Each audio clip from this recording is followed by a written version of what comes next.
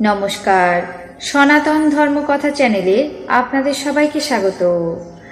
আজ জ্যৈষ্ঠ মাসের 30 তারিখ রবিবার, কৃষ্ণপক্ষের চতুর্দশী তিথি।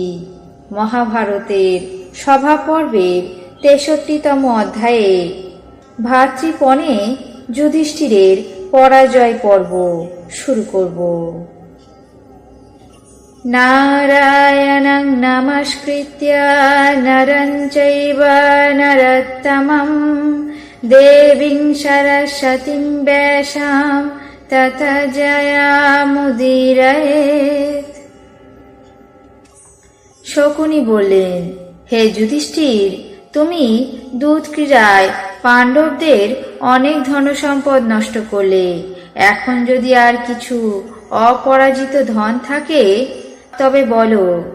যুধিষ্ঠির বললেন, মামাশ্রী, আমি জানি আমার অসংখ্য ধন আছে।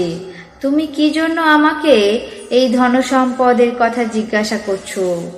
আমি অযুত, প্রযুত, পদ্ম, খর্ব, অর্বুদ, শঙ্খ, মহাপদ্ম, নিখর্ব, কোটি, মধ্য এবং পরার্ধ সংখ্যক ধন দিয়ে এই সমস্ত জনসমক্ষে তোমার সঙ্গে ক্রীড়া করব। শকুনি যুধিষ্ঠিরের কথা শুনে এই জিতলাম বলে ছল করে সমস্ত জয়লাভ করল।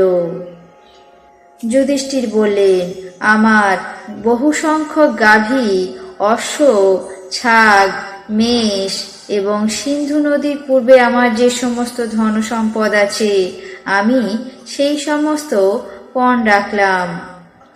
শকুনিও একে একে যুধিষ্ঠিরের সমস্ত ধন সম্পদ ছল করে পাশা নিক্ষেপ করে জয়লাভ করল।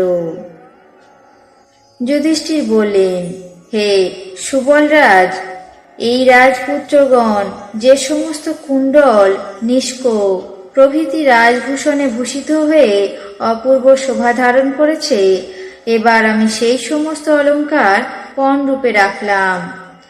শকুনি যুধিষ্ঠিরের কথা শুনে পাশা নিক্ষেপ করে এই জিতলাম বলে জয় লাভ করল। যুধিষ্ঠির বললেন, এখন আমি এই যুবা, লোহিত নেত্র, সিংহস্কন্ধ, মহাভুজ নকুলকে পণ রেখে পাশা খেলা করব। শকুনি বললেন, হে মহারাজ, এই তোমার প্রিয় রাজতুল্য নকুল আমাদের বশীভূত হলো। এখন আর কি পণ রেখে ক্রীড়া করবে?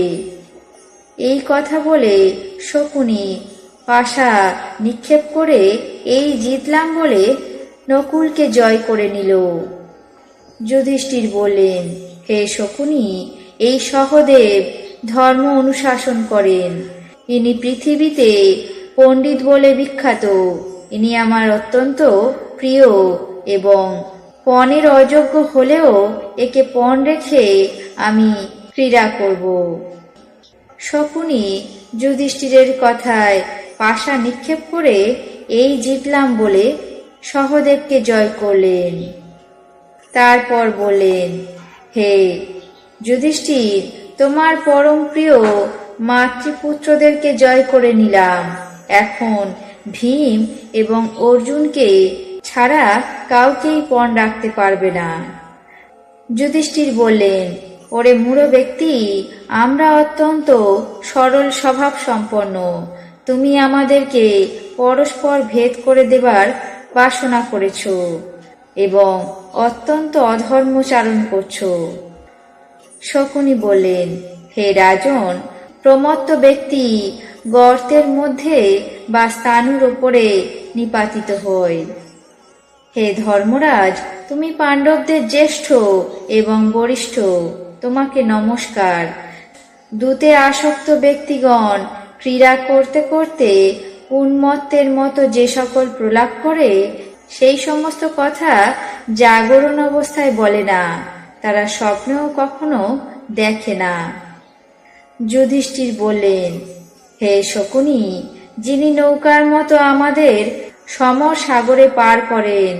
সেই বীর রাজপুত্র অর্জুন পণের অযোগ্য হলেও তাকে পণ রেখে তোমার সঙ্গে ক্রীড়া করব। শকুনি যুধিষ্ঠিরের কথা শুনে এই জিতলাম বলে ছল করে পাশা নিক্ষেপ করে অর্জুনকে জয়লাভ করলেন এবং তারপর বললেন, হে রাজন, এই আমি পাণ্ডবদের মধ্যে প্রধান ধনুর্ধর সব্যসাচী অর্জুনকে জয় করলাম। এখন তোমার পরম প্রেমাস্পদ ভীম অবশিষ্ট আছে, তাকে পণ রেখে ক্রীড়া করো। যুধিষ্ঠির বললেন, হে সুবলপুত্র, যিনি দানবারী পুরন্দরের মতো সংগ্রামে আমাদের নেতা, যার মতো বলবান এই ভূমণ্ডলে নেই, সেই গদা যুদ্ধ বিশারদ রাজপুত্র মহাত্মা ভীম পণের অযোগ্য হলেও তাকে পণ রাখলাম। শকুনি যুধিষ্ঠিরের কথা শুনে এই জিতলাম বলে ছল করে পাশা নিক্ষেপ করে ভীমকে জয় করলেন। তারপর বললেন, হে কৌন্তেয়, তুমি বহুবিধ ধন, হস্তি, অশ্ব এবং অনুজদেরকে সমর্পণ করেছ। এখন যদি অন্য কিছু ধন থাকে তবে বলো। আজ মহাভারতের সভা পর্বের ৬৩তম অধ্যায়ে ভাতৃপণে যুধিষ্ঠিরের পরাজয় পর্ব এখানেই শেষ করছি। বাকি অংশ আগামী পর্বে পাঠ করে শোনাব। এখন জেনে নেব আজকের দিনের ১২টি রাশির রাশিফল। মেষ, মতান্তর, বৃষ, বিতৃষ্ণা, মিথুন, বিচ্ছেদ ভয়, কর্কট, বিত্তহানি, সিংহ, অপযশ, কন্যা, অর্থাগম, তুলা, বাড়তি উপার্জন, বৃশ্চিক, গর্ব অনুভব, ধনু, জুয়ায় ক্ষতি, মকর, সুনাম অর্জন, কুম্ভ, অপমানিত, মীন, প্রতিবাদে ফললাভ। এই ছিল আজকের দিনের ১২টি রাশির রাশিফল। আপনাদের কেমন লাগলো তা অবশ্যই কমেন্ট বক্সে জানাবেন। চ্যানেলটিকে সাবস্ক্রাইব করবেন, লাইক করবেন, শেয়ার করবেন। ধন্যবাদ।